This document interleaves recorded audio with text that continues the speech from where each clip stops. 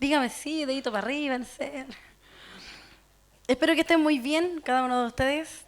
Doy gracias al Señor nuevamente por permitirme poder compartir de su palabra. Siempre es bueno aprender más de Él y recordar también de sus misericordias. Y en esta tarde quisiera compartir con ustedes aquello que el Señor puso en mi corazón y tiene que ver bueno, también se relacionaba con lo que hablaba nuestra pastora en la lectura devocional, de estas promesas que el Señor hace, estos pactos que el Señor hace, eh, cómo, cómo se representan en la Biblia a través de distintas porciones bíblicas, a través de distintas experiencias, de distintos hombres, el Señor va demostrando también su misericordia y su fidelidad. Y podemos entender que los pactos son acuerdos legales irrompibles, son acuerdos que no se pueden dejar de lado, que no se pueden deshacer. Y en la palabra el Señor en el Antiguo Testamento hizo varios pactos y dentro de ellos hay algunos que son destacados. Entendemos por pacto, por ese acuerdo que uno hace con alguien.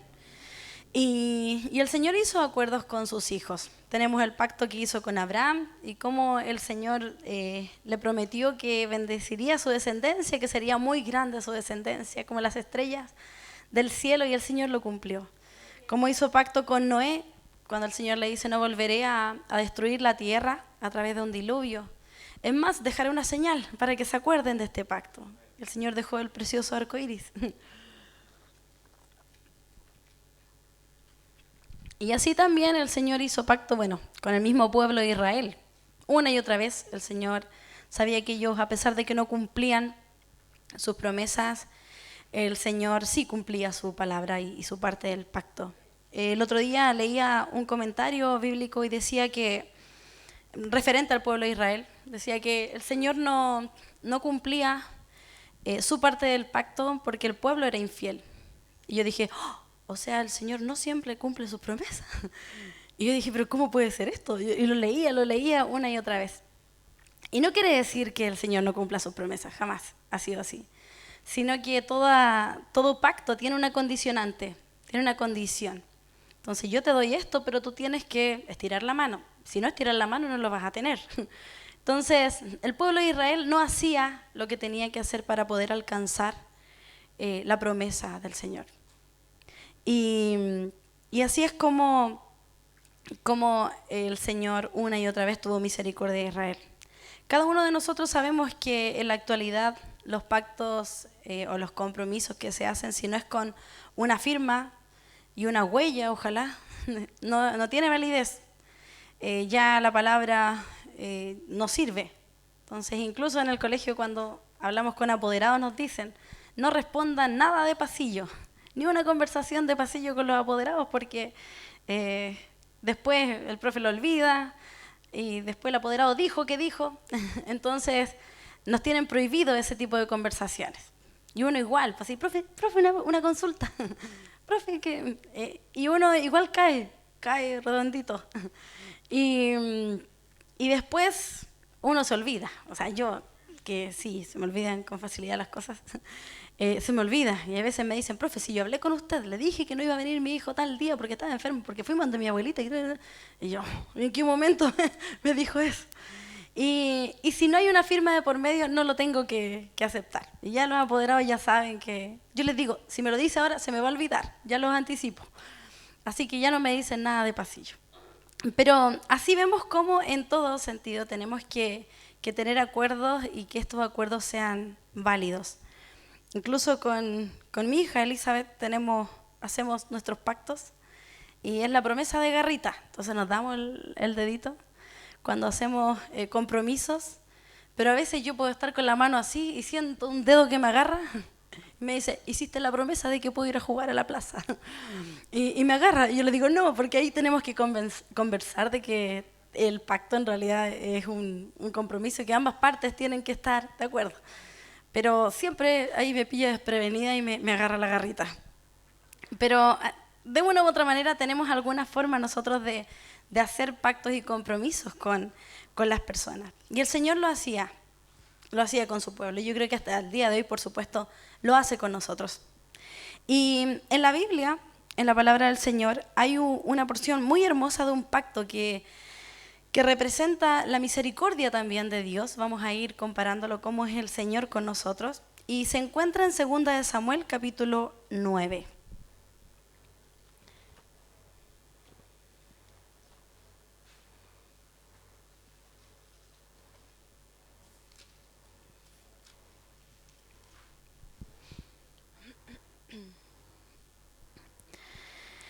Y lleva por título Bondad de David hacia Mefiboset. Y le damos lectura en el nombre del Señor. Dice así: dijo David: ¿ha quedado alguno de la casa de Saúl a quien haga yo misericordia por amor de Jonatán? Y había un siervo de la casa de Saúl que se llamaba Siba, al cual llamaron para que viniese David. Y el rey le dijo: ¿eres tú, Siba? Y él respondió: tu siervo. El rey le dijo: ¿no ha quedado nadie de la casa de Saúl a quien haga yo misericordia de Dios?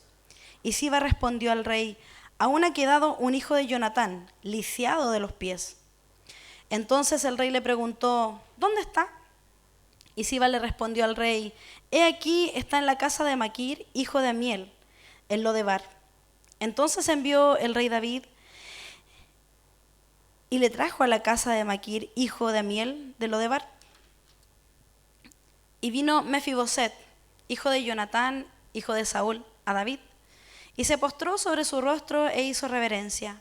Y dijo David: Mefiboset. Y él respondió: he aquí tu siervo. Y le dijo David: no tengas temor, porque yo a la verdad haré contigo misericordia por amor de Jonatán tu padre, y te devolveré todas las tierras de Saúl tu padre, y tú comerás siempre a mi mesa. Y él, inclinándose, dijo: ¿quién es tu siervo para que mires a un perro muerto como yo? Entonces el rey llamó a Siba, siervo de Saúl, y le dijo: todo lo que fue de Saúl y de toda su casa yo lo he dado al hijo de tu señor. Tú pues le labrarás las tierras, tú con tus hijos y tus siervos, y almacenarás los frutos para que el hijo de tu señor tenga pan para comer. Pero Mefiboset, el hijo de tu señor, comerá siempre a mi mesa. Y tenía Siba 15 hijos y 20 siervos. Y respondió Siba al rey: conforme a todo lo que ha mandado mi señor el rey a su siervo, así lo hará tu siervo. Mefiboset, dijo el rey: comerá a mi mesa como uno de los hijos del rey. Y tenía Mefiboset un hijo pequeño que se llamaba Micaía, y toda la familia de la casa de Siba eran siervos de Mefiboset. Y moraba Mefiboset en Jerusalén, porque comía siempre a la mesa del rey y estaba lisiado de ambos pies. Vemos acá, para aquellos que conocen la historia, y los que no, igual lo vamos a recordar, cómo David tuvo un gran amigo, Jonatán. Era su amigo, era como su hermano, y había un amor importante entre ellos. Había una confianza, una lealtad, un cariño especial. Y ellos habían hecho un compromiso que lo vamos a leer, pero en esta historia habla del hijo de Jonatán, cómo David fue a restaurar al hijo. Así que quiero que volvamos a la historia más atrás. Ya sabemos lo que está pasando aquí, pero quiero que hagamos un retroceso y vamos a ir a 1 Samuel 20, versículo 15 al 17. 1 Samuel 20, del 15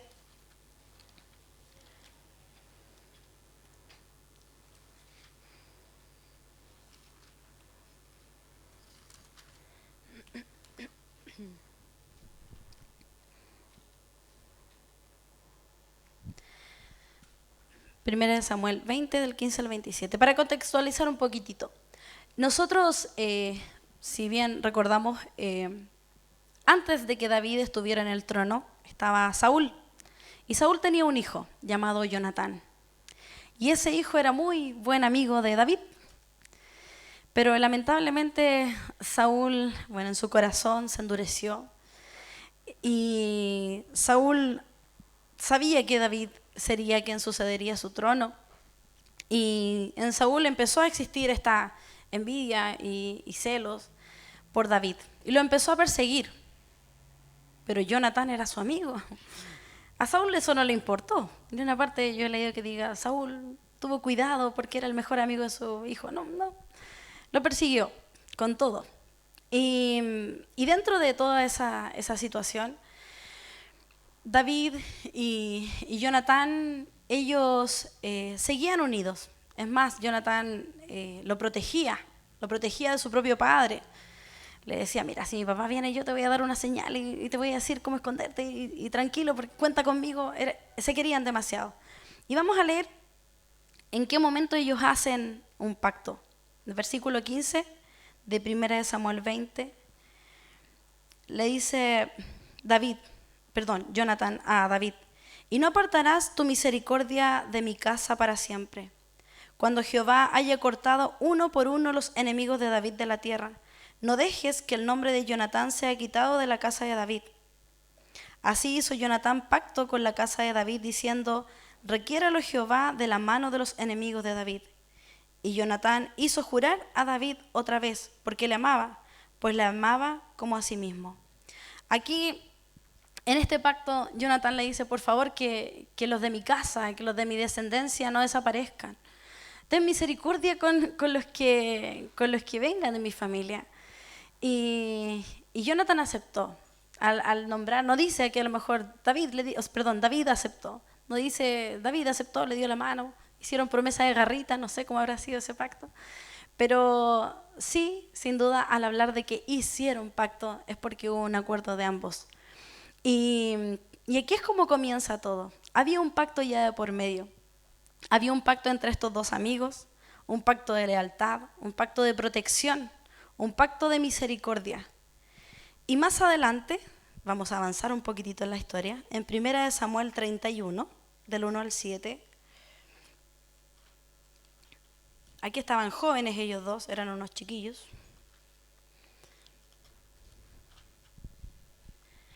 Pero ya pasado el tiempo,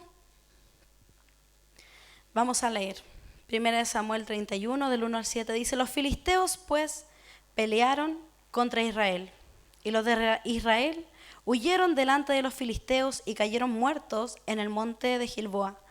Y siguiendo los filisteos a Saúl y a sus hijos, mataron a Jonatán, a Abinadab y a Malquisúa, hijo de Saúl.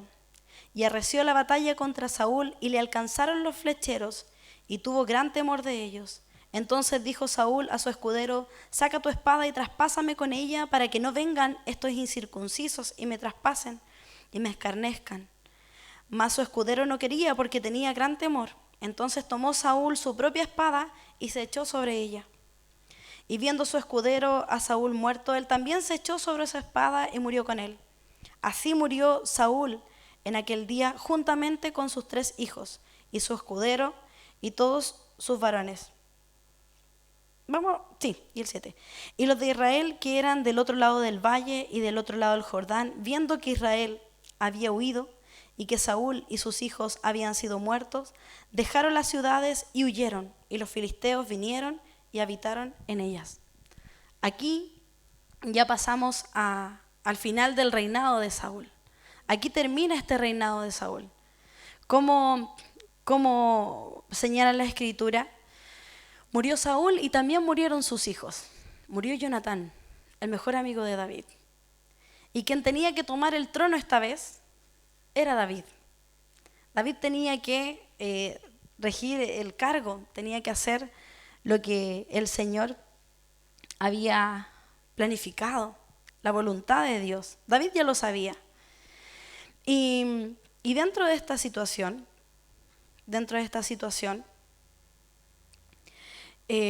ocurre algo más adelante también. David comienza a reinar. Y en 2 de Samuel capítulo 4, avanzamos un poquitito.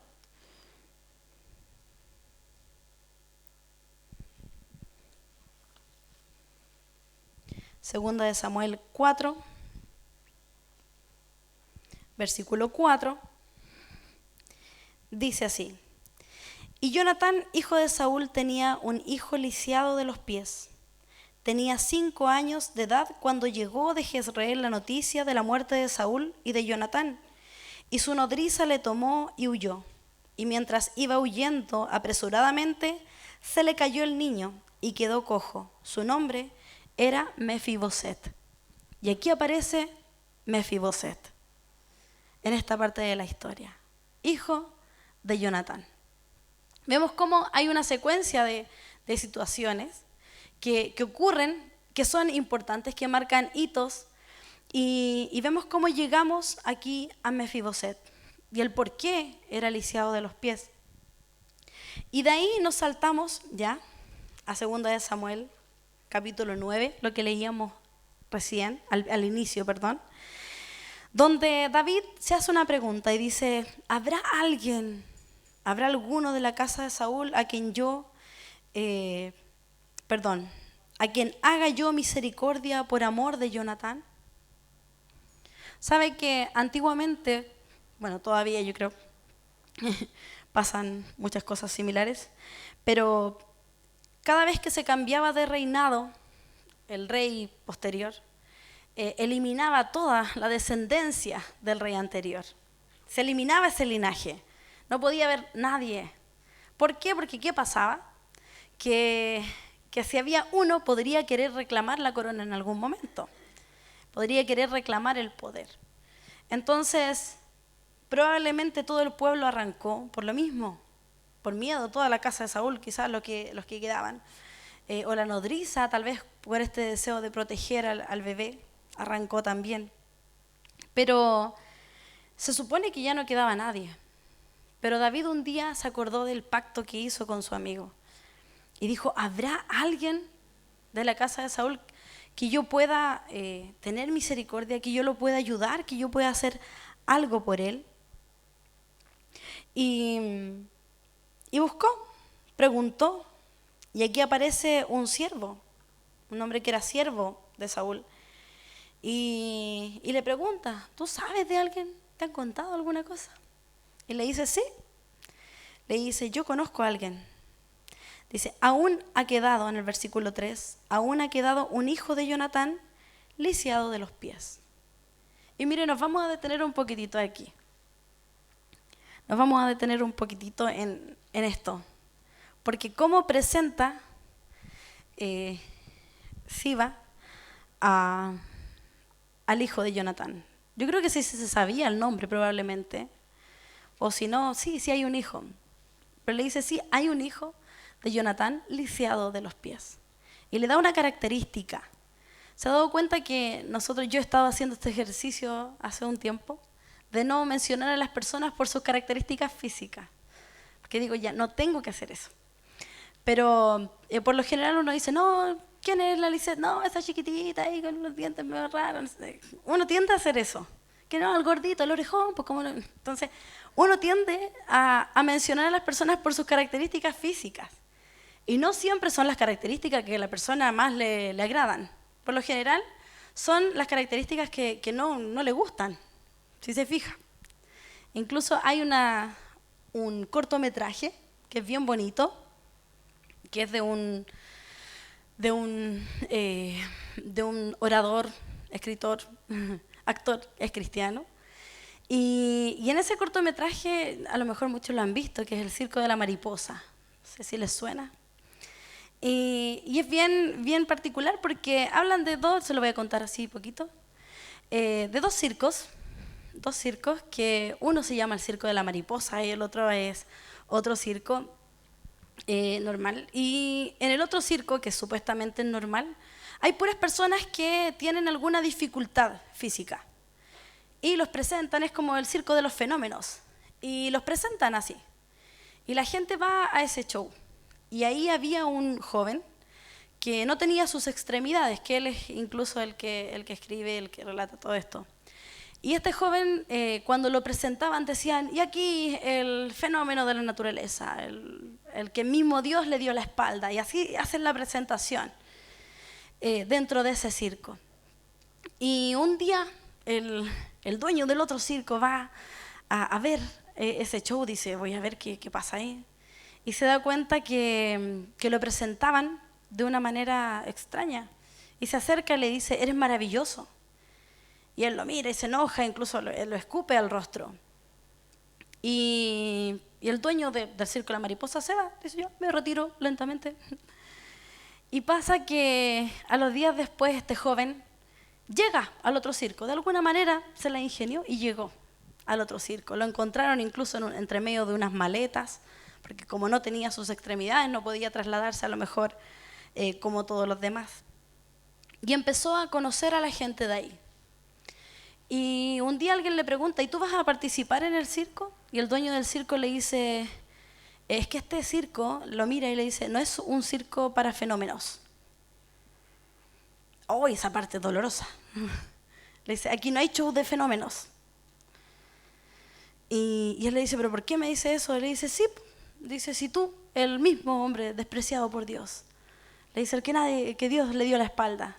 Y él le dice, ¿pero por qué me dice eso? Y él le dice, el problema es que tú lo creíste. Le dice, ese es el problema. Y ahí, no le voy a contar más, ¿ya?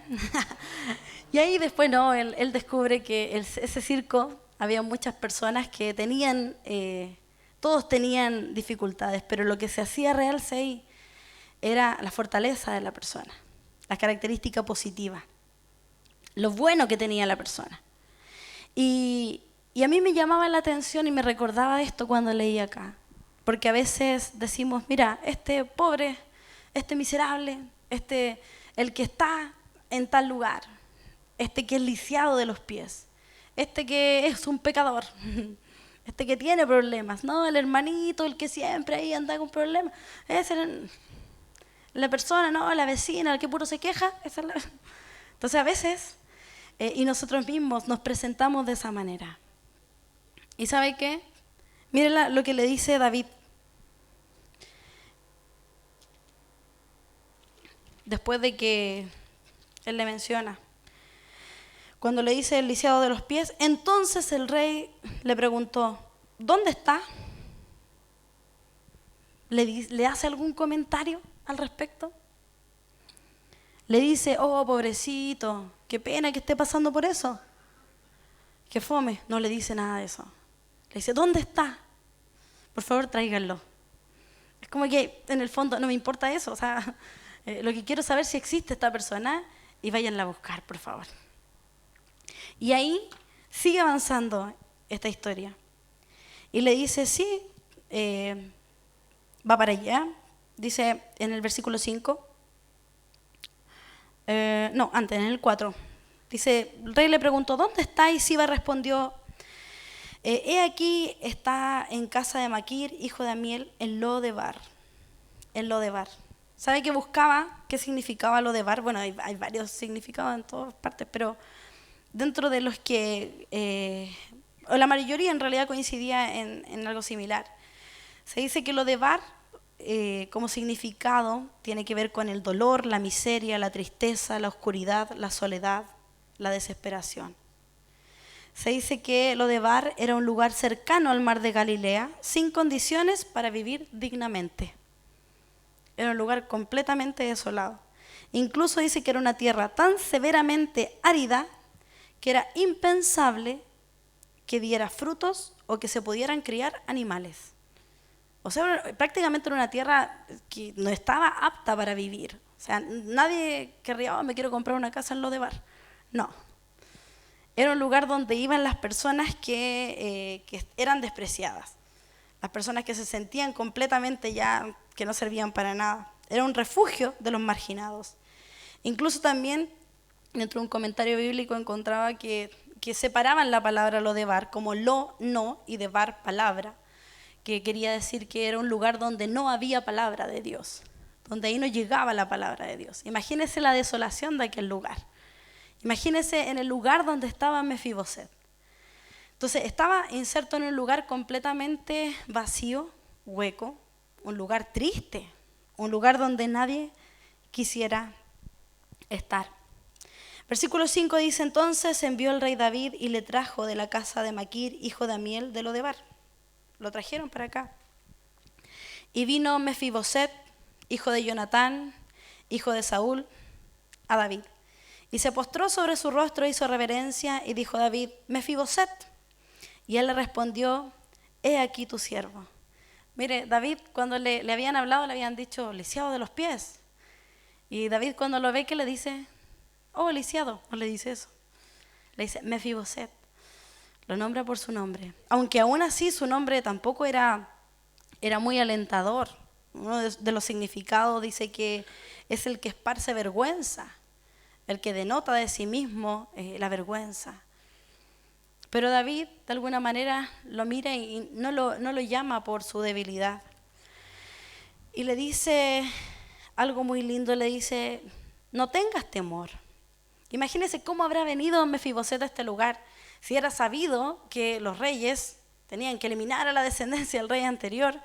Yo creo que él debe haber ido lleno de temor y de incertidumbre al decir, soy el único que queda, estoy lisiado, más encima vivo en Lodebar y me llaman, este es mi fin. Yo creo que no iba muy con, qué rico me llamó el rey. Yo creo que iba, incluso cuando David le dice, cuando lo llama a Mefiboset y dice, he aquí tu siervo, yo creo que no lo dice así. Yo creo que lo debe haber dicho de manera muy temerosa, quizás apenas le salió la voz, lo más probable. Pero David le dice, no tengas temor, porque yo a la verdad haré contigo misericordia por amor de Jonatán tu padre, y te devolveré todas las tierras de Saúl tu padre, y tú comerás siempre a mi mesa. Y aquí viene una forma de demostrar la misericordia. David le dice, no tengas temor. Lo primero que lo mire le dice, no tengas temor. No te preocupes, no te llamé para que sufras más. Es más, aquí llegaron tus sufrimientos. Dijo, aquí las cosas van a cambiar. Aquí hay un reencuentro. Aquí hay una nueva oportunidad. La intención de David era demostrar bondad, pero mostraba bondad o mostraba amor a un hombre que tal vez no lo merecía, que no podía ni siquiera ganarse ese amor, un hombre que no podía ni siquiera devolver ese amor quizás. Entonces era alguien que quizás era completamente desconocido. Pero aquí David, con esas palabras, no temas, le dice, ¿sabes qué? Deja de preocuparte, hasta aquí llegó el sufrimiento.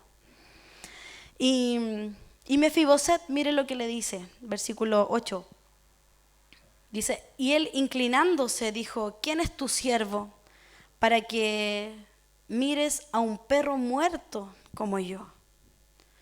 Bien sabemos también que los israelitas a los perros los consideraban como un animal completamente inmundo, no era un animal doméstico en ese tiempo, así, mi perrito y dog lover, no. Era considerado un animal inmundo en esos tiempos. Y más, imagínense, perro muerto, ni siquiera un perro simplemente, sino que era como lo más bajo. Así se sentía Mefiboset al momento de llegar delante del rey. No se sentía bien, se sentía completamente miserable. Y entonces ahí David ni siquiera se dirige a él para darle una respuesta. Yo me lo imagino como ahí Mefiboset todo congojado y alguien al lado estaba Siba y le da la orden a Siba. ¿Sabes qué, Siba? A él hay que bendecirlo, a él hay que restaurarlo, a él se le va a devolver todo, él va a volver a sonreír. Él va a volver a tener lo que creyó que perdió, porque hasta aquí llegó su sufrimiento. Ya no va a estar en ese lugar de desolación, ya no va a estar donde ni siquiera puede cosechar, no va a estar en ese lugar donde no hay frutos, sino que ahora se va a sentar a la mesa del rey. Mire qué hermoso. Y dice que acá David manda que él coma en su mesa, que él vista las vestiduras, que él se siente con los príncipes, que él sea un príncipe más. Ese era el lugar que le correspondía. Y es esa la forma como el Señor también hace con nosotros. Entendemos también la parábola del hijo pródigo, cómo ese hijo que se fue, que estuvo inmundo, que estuvo apartado de su padre, cuando volvió el padre, ¿qué hizo? Fiesta. Nosotros nos equivocamos o alguien se equivoca cercano a nosotros, difícil, ven para acá, no importa, tengo la media fiesta. Pero el Señor sí lo hace. El Señor se alegra de nosotros. El Señor quiere darnos nuevas oportunidades, porque el Señor cumple sus pactos. El Señor hizo pactos con nosotros, con cada uno de nosotros ha hecho pactos y ha dado promesas, y que a veces nosotros pensamos que las perdimos. ¿Por qué? Porque nos sentimos lisiados, porque sentimos que nuestra debilidad fue mayor, sentimos que ese lugar donde estábamos era tan miserable que no podía avanzar. Pero un día el Rey nos llamó. Un día el Señor nos llama y nos dice, ¿sabes qué? Lisette, nos llama por nuestro nombre, no por nuestra debilidad. Nos dice, ¿sabes qué? Yo quiero restaurarte. ¿Sabes qué? Yo quiero que aquello que tú creías que perdiste lo vuelvas a tener. Que lo vuelvas a tener. Que te vuelvas a sentar en la mesa con los príncipes. Que vuelvas a sentirte de la realeza. No eres un miserable, sino que tú eres de la corte del gran rey. Y eso es lo que el Señor también nos entrega en esta tarde, que recordemos quiénes somos para el Señor. Y mire, quiero que leamos juntos algunas de los versículos que hablan de los pactos del Señor. Uno, vamos a leer en Deuteronomio 7, 9.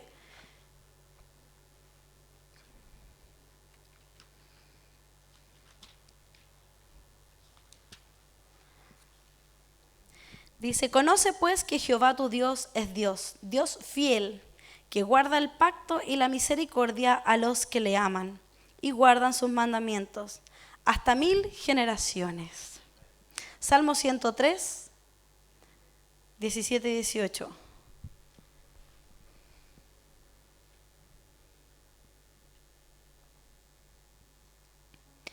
Dice, sobre los que guardan su pacto y los que se acuerdan de sus mandamientos para ponerlos por obra, Jehová estableció en los cielos su trono y su reino domina sobre todos. Éxodo 19:5.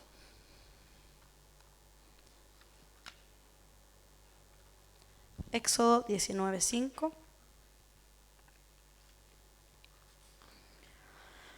Ahora pues, si diereis oído a mi voz y guardareis mi pacto, vosotros seréis mi especial tesoro sobre todos los pueblos, porque mía es toda la tierra. Isaías 54:10.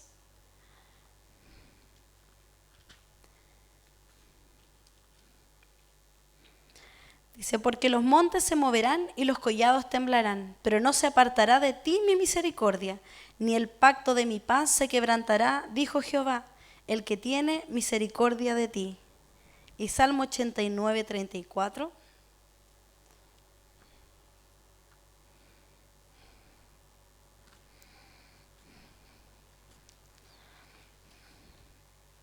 Dice, no olvidaré mi pacto, ni mudaré lo que ha salido de mis labios. Una vez he jurado por mi santidad, y no mentirá David, su descendencia será para siempre, y su trono como el sol delante de mí. Y el último, el Salmo 113, del 5 al 9, que es mi salmo favorito. Dice, ¿quién como Jehová nuestro Dios, que se sienta en las alturas, que se humilla a mirar en el cielo y en la tierra? Él levanta del polvo al pobre, y al menesteroso alza del muladar, para hacerlo sentar con los príncipes de su pueblo. Él hace habitar en familia la estéril, que se goza en ser madre de hijos. Aleluya. Mis hermanos, podemos ver, y yo creo que si seguimos buscando podemos estar toda la noche leyendo. Solamente quise destacar algunos versículos que hablan de los pactos del Señor y cómo el Señor no olvida lo que ha prometido y cómo el Señor va a cumplir cada una de sus palabras. Él nos manda a llamar, Él se interesa en quiénes somos, no en nuestra debilidad. Él nos recuerda que somos sus príncipes y nos da ese lugar, nos limpia, nos restaura y nos devuelve aquello que hemos perdido. Le invito a que cierre sus ojos y oremos al Señor. Bendito Señor, te damos gracias.